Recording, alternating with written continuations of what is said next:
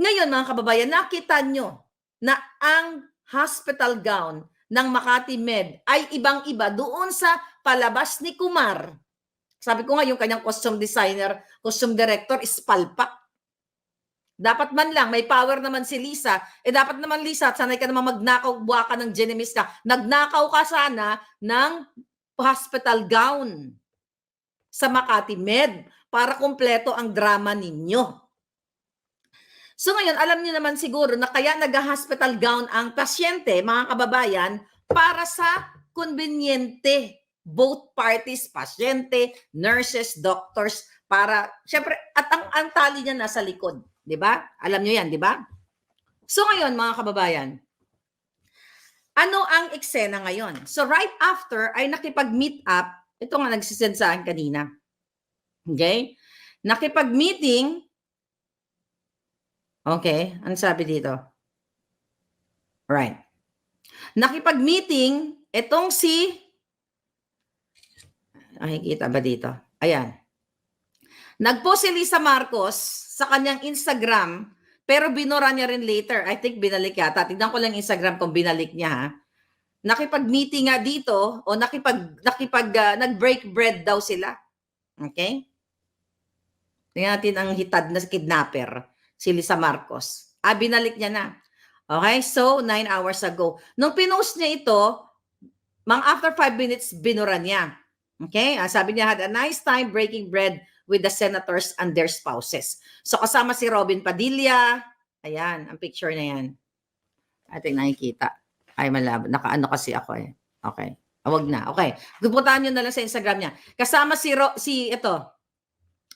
Robin Padilla, si Cayetano na dating sinasabi na si Marcos pati oras ay ninakaw ni Marcos. So ganito talaga ang politika. Magkano kaya ang kapalit sa bunganga ni Cayetano o lahat ng mga senador? Okay? Na nagiging tuta ni Lisa Araneta Marcos. So sino yung nandoon? Oh. Ayan si Tulfo. Oh, si Escudero, Villar, ayan si Estrada. Oh, si Legarda. Sino to mga to? Cayetano, is this Pia Cayetano?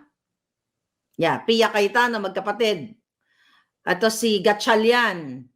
At saka is this Tolentino? Yeah, Tolentino. Anyway, mga kababayan, napag-alaman natin na kahit anong gawin, kahit ano pang isagot ni Morales doon sa Senate hearing, ay ang misyon ni Jinggoy is to convict Morales. To cite in contempt Morales. Kaya planado nila. Kaya right after, nag-celebrate ang mga senator. Dahil nga sa utos ni Lisa Araneta Marcos at ni Marcos Jr. para pahirapan o cite in contempt si Morales. At mismong lumabas sa bibig ni Mig Zubiri yung pagpapaalis sa kanya, 'di ba? Ang supposedly parang coup, okay? Doon sa loob ng Senado ay talagang pinlano na since January pa lang this year na ito. So ngayon, maliwanag pa sa sikat ng araw na itong ginagawa sa pagpigil o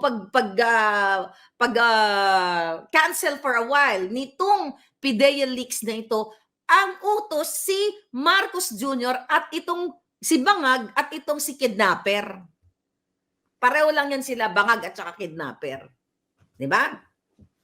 So ngayon, mga palangga, nandyan pa si JM, si Jonathan Morales sa loob. Actually, nag-aalala din ako sa kanya kasi nga, although nakarating sa atin na maayos yung treatment sa kanya, pero ito'y patunay, mga kababayan, na talagang tinrabaho siya ni Lisa at ni Marcos Jr. para patayin ang issue nga dito sa PIDEA leaks na ito.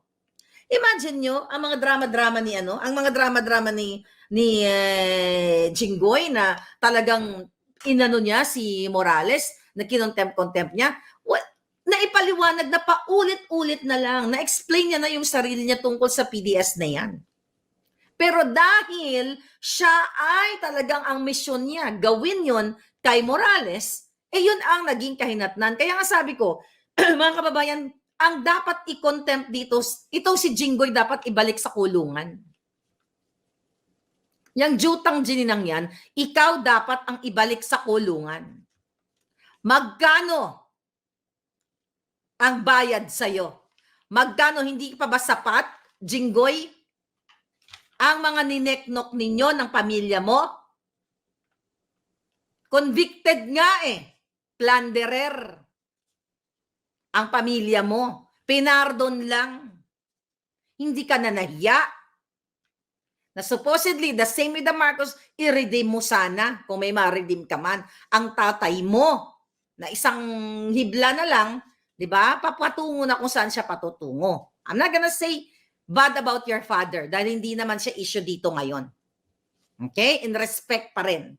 Dahil elderly na Pero ikaw,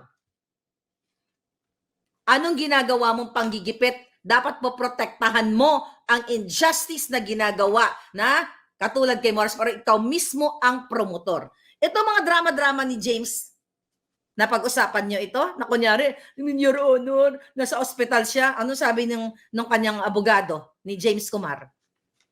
Na hindi daw siya pinayagan ng doktor, but that James wants to speak up. O ano sabi ni Kumar? Mr. Chair, sabi niya, gusto ko po matapos na ito kasi dinadrag yung pamilya ko. Yung mga bagay-bagay na wala akong kinalaman. Walang kinalaman? Ang daming kaso ni Kumar andyan sa social media. Supposedly, i-deport siya based dyan sa social media post na inulat natin nakaraan. Nang chuba-chuchu siya, nangga, nang chukchak siya, ng labag sa batas. Nandyan din sa social media yan.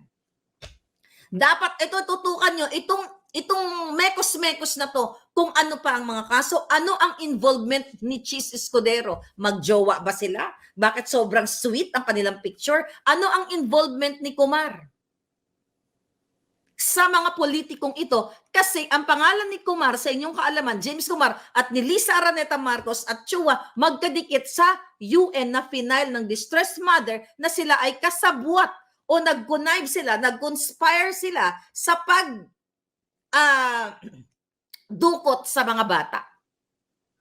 Kaya nga, kung matino ang gobyerno natin, ayang si Kumar, lalabas ang lahat ng kasalanan niya, ang lahat ng involvement niya, na siya ay sangkot sa mga illegal. Di ba yung ano natin, may nag-email sa atin na noon pa ang trabaho nila ay mag-extort.